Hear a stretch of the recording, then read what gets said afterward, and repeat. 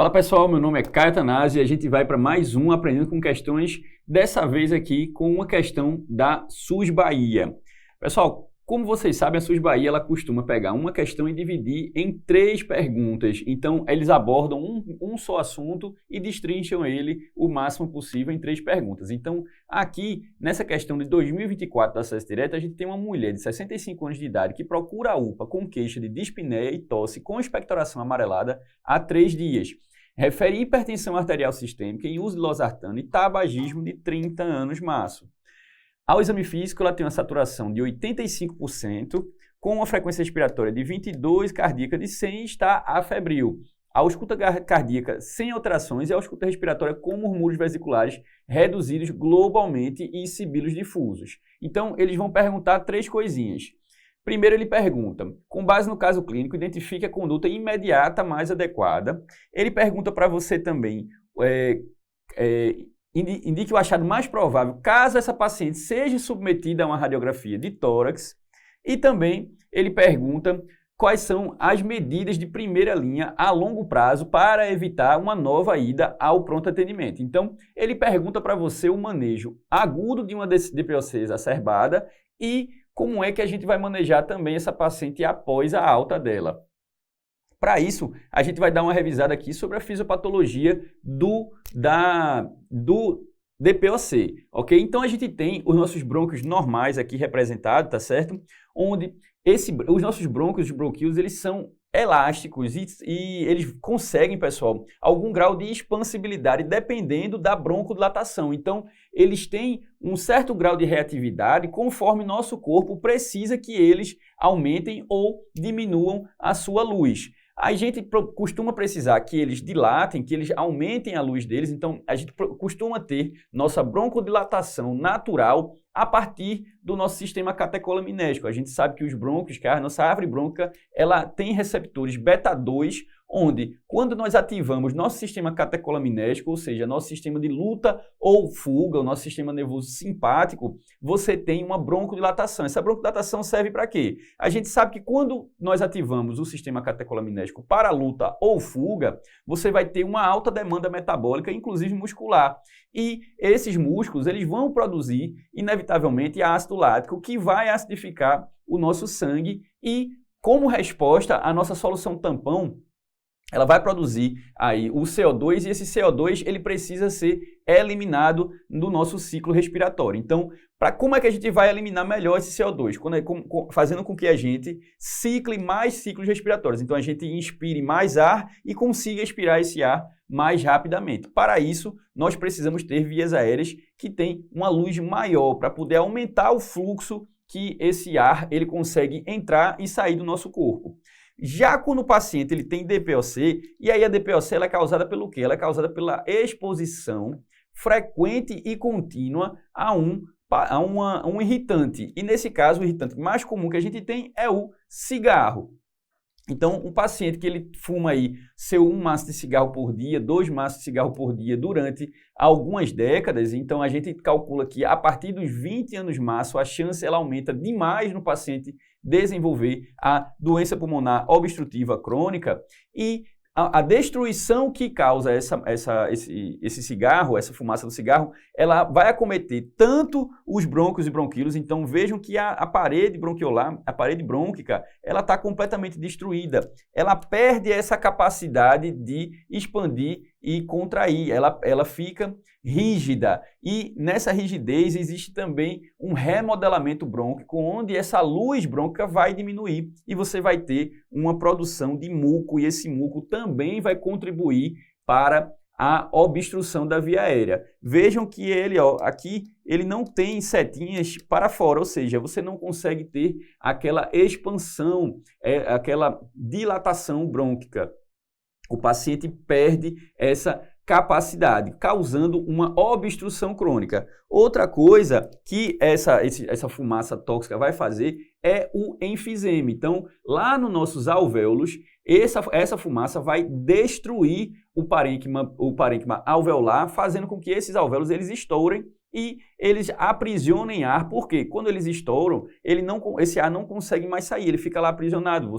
O pulmão ele vai ter uma complacência aumentada, ou seja, ele vai se deformar e ele não vai conseguir voltar para o tamanho habitual. Você vai ter uma dificuldade que esse pulmão ele retorne para o tamanho habitual. Essa dificuldade vai se dar tanto pela perda da elastância, então o pulmão ele não consegue mais voltar ao seu formato, também pela obstrução das vias aéreas. Então você vai ter uma dificuldade de soltar o ar que está dentro do pulmão, porque simplesmente a via aérea está obstruída. Então isso faz sentido quando a gente para pensar na mecânica do ciclo respiratório. Então, quando a gente tem uma mecânica do ciclo respiratório, a nossa inspiração ela é ativa. Nós fazemos força para expandir a caixa torácica e quando a gente expande a caixa torácica, o pulmão vai se deformar para expandir dentro da própria caixa torácica por uma negativação da pressão dentro da caixa torácica. Então, a pressão negativa, esse pulmão ele vai expandir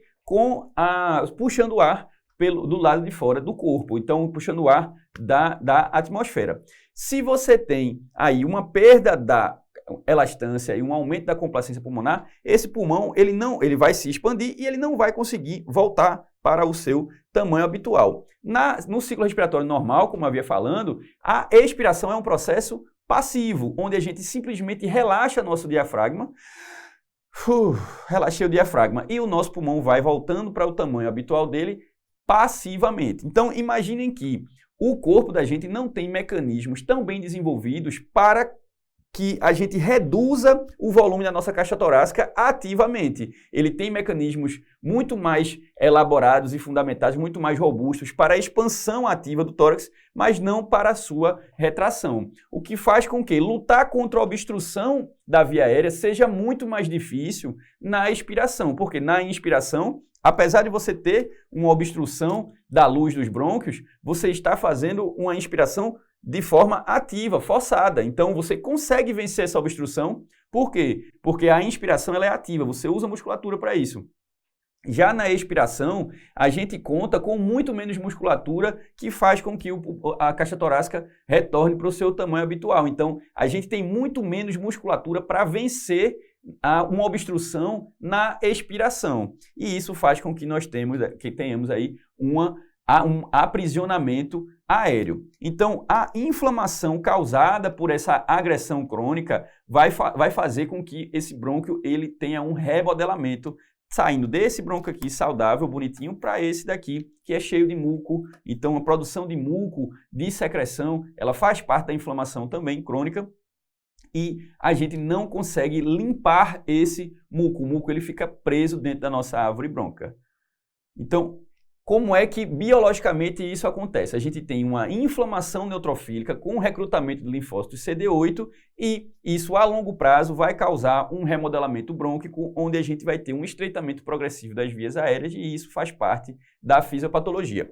Então, como eu estou dizendo para vocês, a gente vai ter muito ar aprisionado dentro da caixa torácica. E esse aprisionamento aéreo vai ter algumas características radiográficas e tomográficas também. Na tomografia, a gente enxerga o ar aprisionado, especialmente ali centrolobular, quando é na DPOC.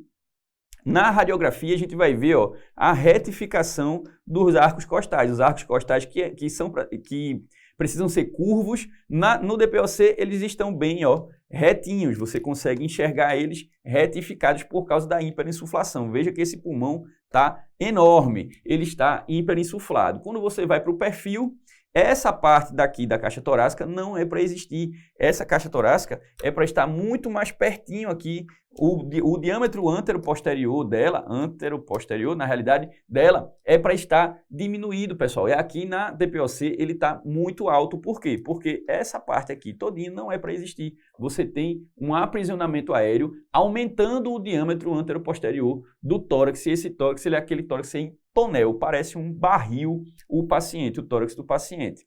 Beleza?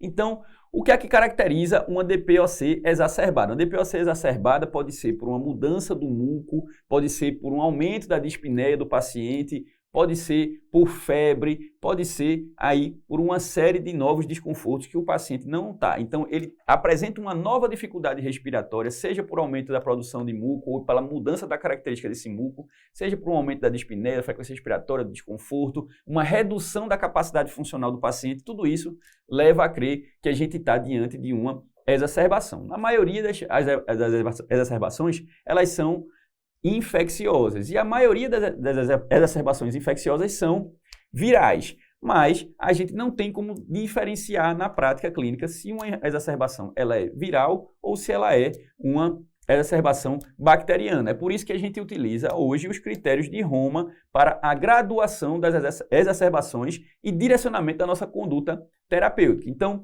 quando a gente tem uma exacerbação leve, a gente tem apenas uma dispneia leve e isso daqui, pessoal, a dispneia do paciente com DPOC sempre tem que ser comparada com a dispneia habitual dele quando a gente está pensando numa exacerbação, porque o paciente com DPOC, ele é naturalmente dispneico, então a dispneia leve é uma dispneia leve a mais do que ele já tem habitualmente. Então, a frequência respiratória dele, para ser leve, precisa estar menos do que 24 incursões por minuto. A frequência respiratória menor do que 95, cardíaca, desculpa, menor do que 95. A saturação tem que estar maior do que 92%, maior ou igual, ou então com uma variação da saturação habitual dele, menor ou igual a 3%, ou seja, se ele satura aí 91%, você não pode ter uma saturação menor do que 88% para esse paciente, senão você não vai caracterizar mais ele como um quadro leve. Por quê? Porque houve uma variação maior do que 3% da saturação habitual dele. A gente sabe que uma saturação de 88% a 92% ela é tolerada nos pacientes com DPOC, ok?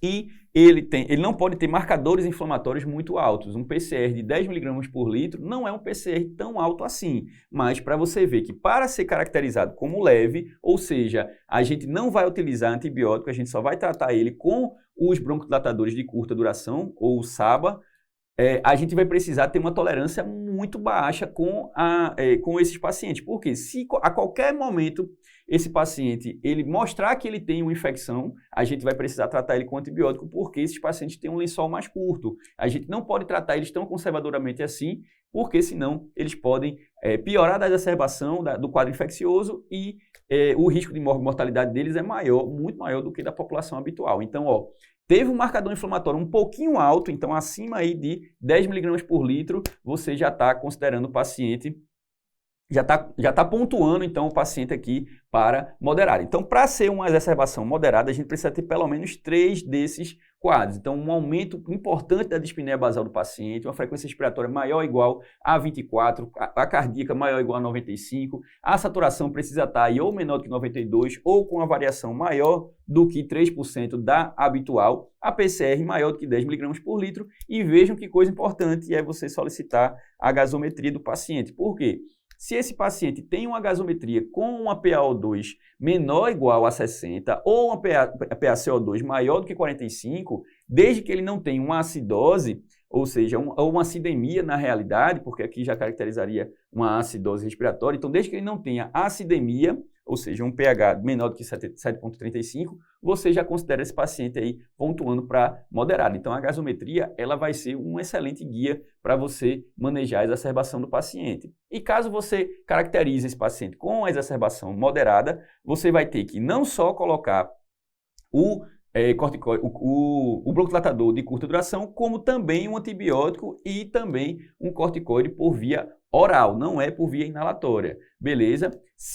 Como é que a gente vê o paciente que tem uma exacerbação severa, pessoal? Você vai ter os mesmos critérios da moderada, só que agora na gasometria você precisa de uma acidemia, você precisa de um pH menor do que 7,35, ou seja, que a acidose respiratória esteja causando uma redução no pH.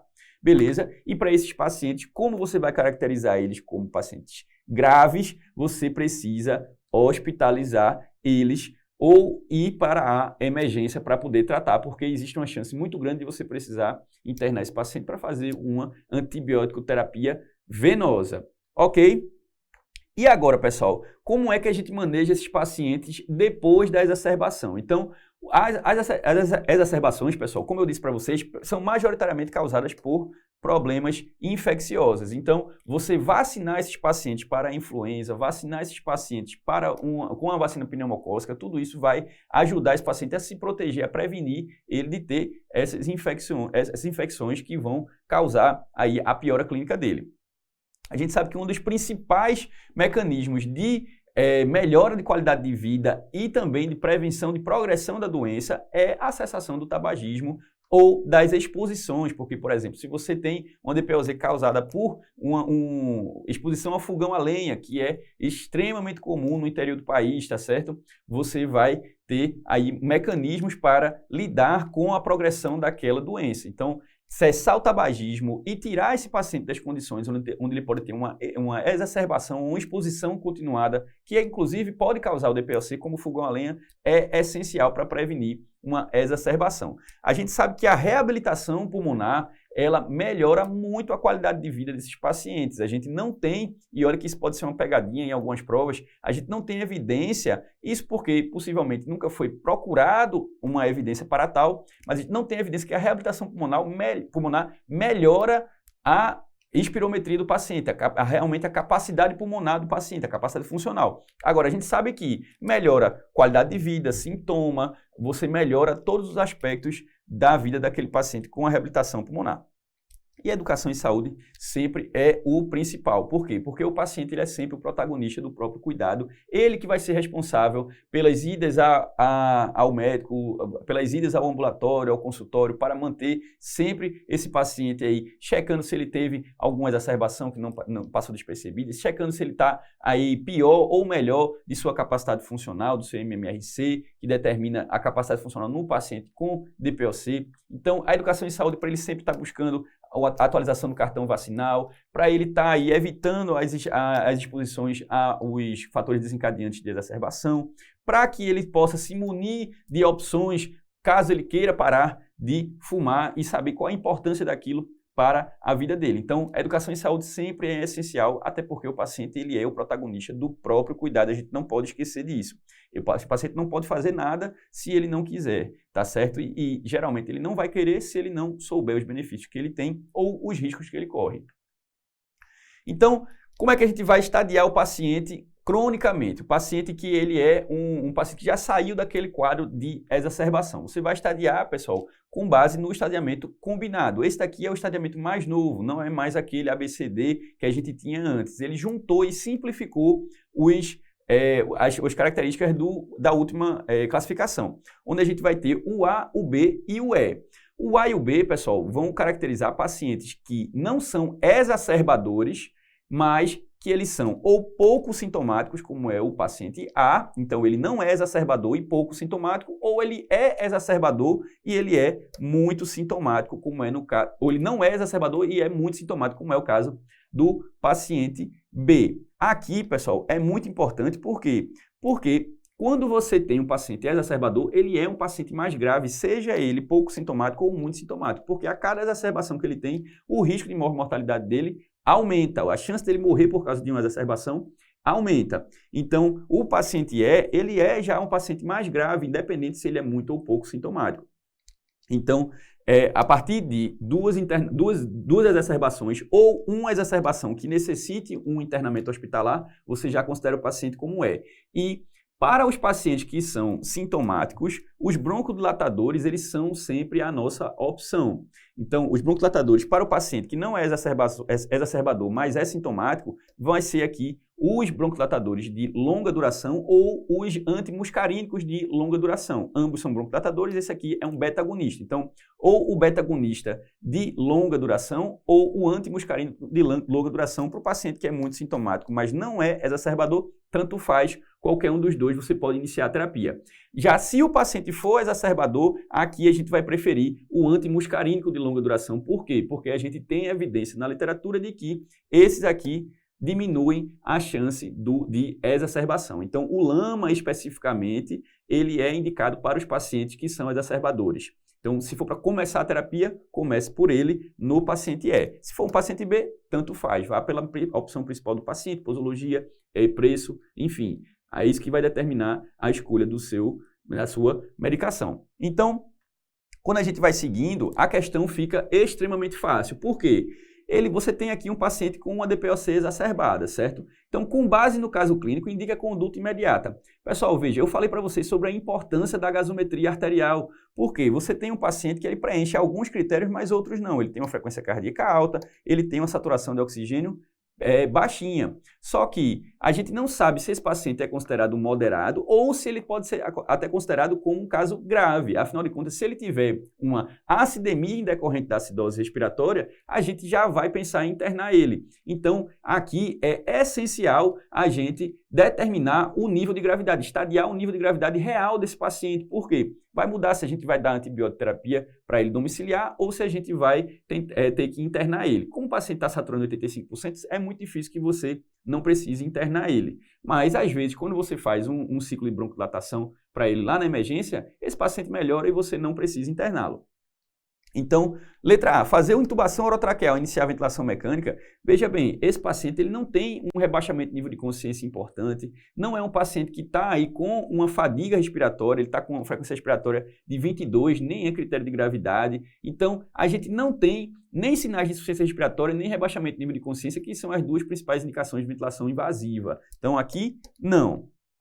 Letra C, radiografia de tórax e iniciar o broncodilatador. Pessoal, a radiografia de tórax não vai lhe ajudar nesse momento a dar um diagnóstico de exacerbação. Por quê? Você já deu esse diagnóstico, você já sabe que esse paciente está com exacerbação, tá certo? Da DPOC. O que você precisa saber é o estadiamento. Se você lembra naquele estadiamento que a gente falou, não tem lá algum achado radiográfico. Espirometria, pessoal, é uma conduta para a sua classificação do paciente crônico, para o paciente ambulatorial estável. É depois da exacerbação. Você não vai indicar espirometria para o paciente agudamente, para o paciente que está exacerbado agora. Você precisa fazer uma gasometria arterial para você estadiar ele corretamente e iniciar a suplementação de oxigênio. Por quê? Porque a gente vai tolerar a partir de 88 de saturação. Abaixo disso, a gente não tolera mesmo no paciente com DPOC. Então, letra B para essa primeira pergunta. Vamos lá para essa segunda pergunta. Qual é o achado mais clássico da radiografia de tórax? Eu falei para vocês que era a hiperinsuflação. Então, a hiperinsuflação ela vai dar a retificação dos arcos costais e o aumento do espaço aéreo retroesternal. Vocês lembram que aquele paciente ele tinha todo aquele ar preso entre o coração e as costelas dele. Então, esse aumento do espaço aéreo retroesternal é característica do aprisionamento aéreo. Abaulamento das cúpulas diafragmáticas vai ser coisas abdominais vão fazer isso, então um problema aí do seu diafragma, uma lesão diafragmática vai abaular a cúpula diafragmática. O velamento do seio costofrênico, ele é uma consequência de um derrame pleural e a redução dos espaços intercostais, na verdade, é uma hipoventilação e não uma hiperventilação. É característico das doenças restritivas e não das doenças obstrutivas, como é o DPOC. Então, aqui a gente matou também nessa revisão. E a última pergunta que ele faz acerca dessa questão é: quais são as medidas de primeira linha a longo prazo para evitar uma nova ida ao pronto atendimento? Então, a gente sabe que esse paciente, a gente não consegue caracterizar ele como sintomático ou pouco sintomático porque nesse momento ele está com uma exacerbação. Agora, existe uma chance muito grande de você precisar internar ele. Então, você precisa internar ele, o paciente passa a ser um exacerbador. A gente vai precisar fazer broncodilatador de longa duração e essa questão ela foi boazinha com você. Ela nem precisou que você diferenciasse entre a importância do LAMA e do LABA. Mas aqui, o uso de antibiótico profilático não é uma estratégia que a gente usa habitualmente, não de primeira linha, pelo menos, tá certo? O uso de broncodilatadores de curta duração, só se esse paciente tivesse uma exacerbação leve e ele não tem, tá bem? O uso de corticosteroide sistêmico poderia até ser, a princípio, porque você faz um curso curto de 5 dias durante uma exacerbação, mas isso não vai prevenir que ele tenha uma nova ida ao pronto atendimento. E mucolítico não é uma estratégia que a gente usa habitualmente na DPOC, mas o uso de broncodilatadores de longa duração e a vacinação contra a influenza são duas estratégias que a gente pode fazer para prevenir novas exacerbações. Então, letra C aqui, lembrando da importância dos LAMA na prevenção contra novas exacerbações e a vacinação sempre importante, porque a principal causa das exacerbações são as infecções virais ou bacterianas. Mais classicamente as virais, só que a gente não consegue distinguir, então é antibiótico para todo mundo que a gente considera moderado a grave. ok? E é isso, pessoal. Finaliza aqui o nosso Aprendendo com Questões. Espero que vocês tenham aproveitado, não só o pessoal que vai fazer prova para a Bahia, mas as questões da Bahia são sempre boas porque eles perguntam várias coisas dentro de um mesmo caso clínico. Vale a pena revisar para todas as bancas porque DPOC cai no Brasil inteiro. Mas a Bahia ela costuma perguntar de forma contextualizada dessa que eu mostrei para vocês. Até mais, até a próxima.